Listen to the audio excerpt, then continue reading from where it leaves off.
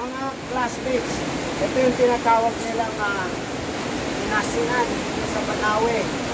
Ayan, pero sa ibang lugar, like Mountain Province, na tinatawag nila itong kitag. Pero dito sa Banawe, ito yung tinatawag namin inasinan. Ito, magpipiraso lang, pangkalo sa beans.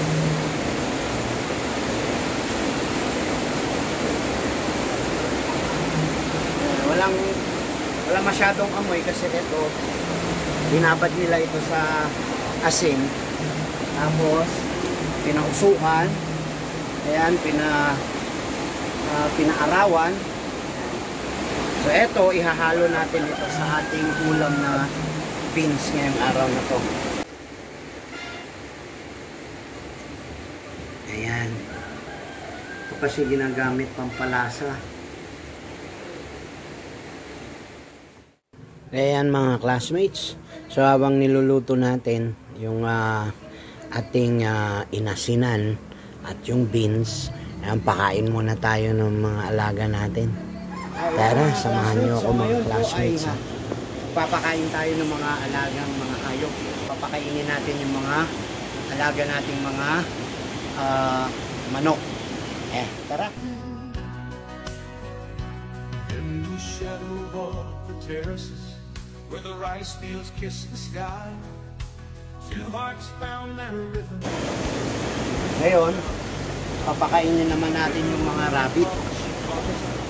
By the fire's gentle glow, a love that's as old as the mountains in the warm wind's blow. She'd walk the rocky pathways where the caravans roam free. He'd strum his old guitar by the ancient narrow tree. Sunod naman yung mga baboy. Gusto niya pwede.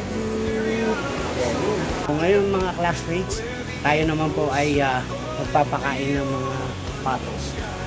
Tara.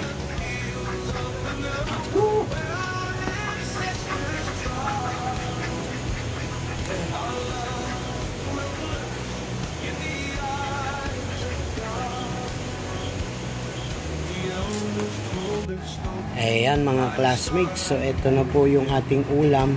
Matapos tayong mabasa sa ating pag-hike, ay masarap ito para naman mainitan yung ating katawan.